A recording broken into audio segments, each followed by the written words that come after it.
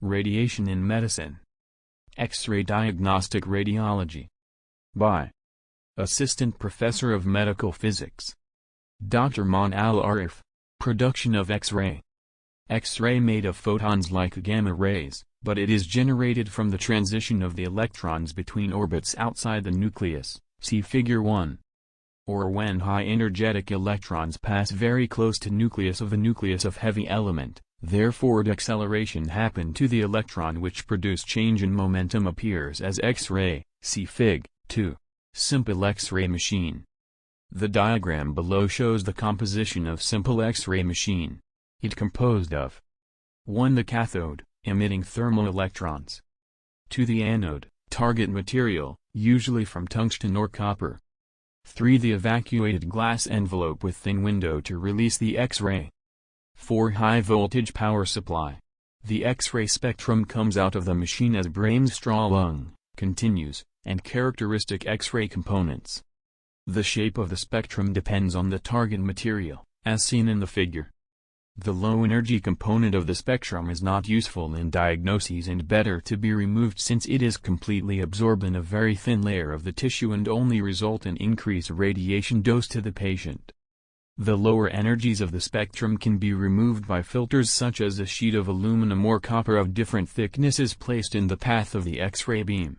The intensity, I sub 0, of X-ray decreases with depth inside the material according to the attenuation formula given by I sub x equal I sub 0 multiplied by the exponential of minus mu by x, where I sub x is the intensity at depth x in the medium.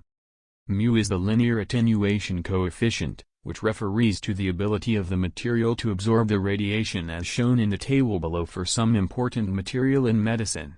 The image for the organ is done by the interaction of the X-rays transmitted through the patient with the radiographic film behind the patient. Primary X-ray photons passed in straight line through the patient, carries useful information about internal structure of the body. Deflected photons result from interaction inside the patient carry unuseful information about internal structure of the body, and must be removed. They also create background noise which reduce the contrast of the image and make it blur. Using grids between the patient and the film can remove these bad X-rays. For bone the attenuation coefficient is considerably larger than that for tissue, therefore the absorption of X-ray increases by bone and little radiation transmitted to the film. The radiographic film contains sensitive grains of silver ions develop into black silver atoms when exposed to radiation or light. If light hits one of the silver ion in the developed film, it is completely absorbed and produce black spot. The degree of blackness reflect the amount of radiation absorbed by the film.